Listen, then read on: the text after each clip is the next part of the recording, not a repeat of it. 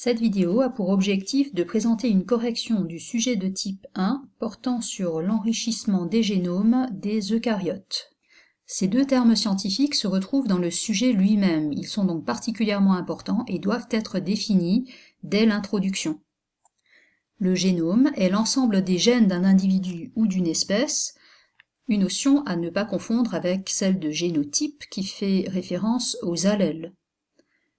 Les eucaryotes sont les êtres vivants qui possèdent des cellules avec un noyau et d'autres organites tels que les mitochondries ou les chloroplastes, que vous connaissez bien maintenant, les mitochondries étant associées à la respiration cellulaire et les chloroplastes étant associés à la photosynthèse.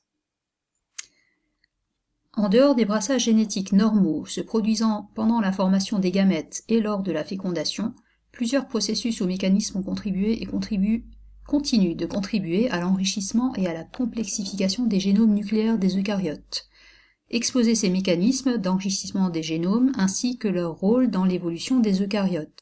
Pour bien cerner la problématique et éviter de développer des notions hors sujet, il y a une importance particulière de ce petit mot, ici, ces mécanismes. Voilà, ces mécanismes d'enrichissement des génomes, c'est-à-dire ceux qui sont en dehors des brassages génétiques normaux, qui se produisent lors de la reproduction sexuée. On parle d'enrichissement des génomes ou de complexification, ça revient au même, enrichissement des génomes, c'est-à-dire une augmentation du nombre de gènes, ce qui complexifie au final le génome. Il est également précisé qu'on ne traitera pas des mécanismes conduisant à des troubles ou à des pathologies. Donc tout ce qui pourrait être troubles tels que des trisomies ou des anomalies du nombre de chromosomes sont hors sujet. Ce schéma, qui figure en conclusion du chapitre 3, permet de bien cibler les notions qui sont attendues et celles qui sont hors sujet, puisque au cœur de ce schéma, on voit la complexification des génomes et la diversification du vivant. Dans la mesure où on doit présenter les mécanismes à l'origine de cette complexification, on va chercher ce qui est avant, ce qui est à l'origine, tout simplement, de cette complexification, et non pas après. L'évolution des populations, les mécanismes de l'évolution sont hors sujet. Tout ce qui concerne la sélection naturelle, la dérive génétique, n'est pas à traiter. On peut donc déjà supprimer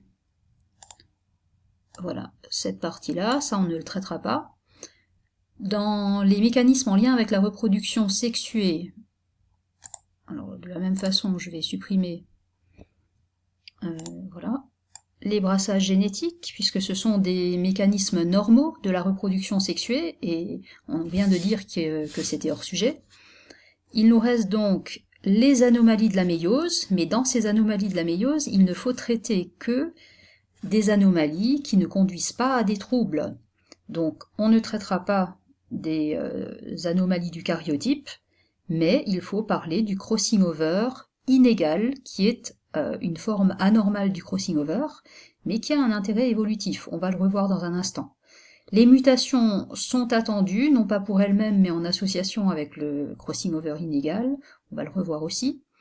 Et bien sûr, il y a toute une partie qui correspond au chapitre 2, les mécanismes sans lien avec la reproduction sexuée, les transferts horizontaux de gènes et les endosymbioses. Le développement va donc être articulé autour de deux grandes parties incontournables. Première partie sur les crossing-over inégaux lors de la reproduction sexuée, et une deuxième partie sur les transferts horizontaux de gènes en dehors de la reproduction sexuée. Dans les connaissances, on attend la définition de crossing-over inégal, c'est-à-dire un échange de segments de chromatide de taille différente entre chromosomes mal appariés lors de la prophase 1 de méiose. Cela conduit à la duplication et à la transposition de gènes, et lorsque ces gènes dupliqués sont mutés, eh bien ça offre la possibilité d'acquérir de nouveaux caractères. Bien sûr, ces gènes dupliqués ne sont transmis à la descendance que si les gamètes participent à la fécondation, et les conséquences chez les eucaryotes sont donc une diversification du génome par augmentation du nombre de gènes avec formation de familles multigéniques. Cette partie doit être argumentée par la comparaison des gènes d'une famille multigénique avec l'exemple des opsines.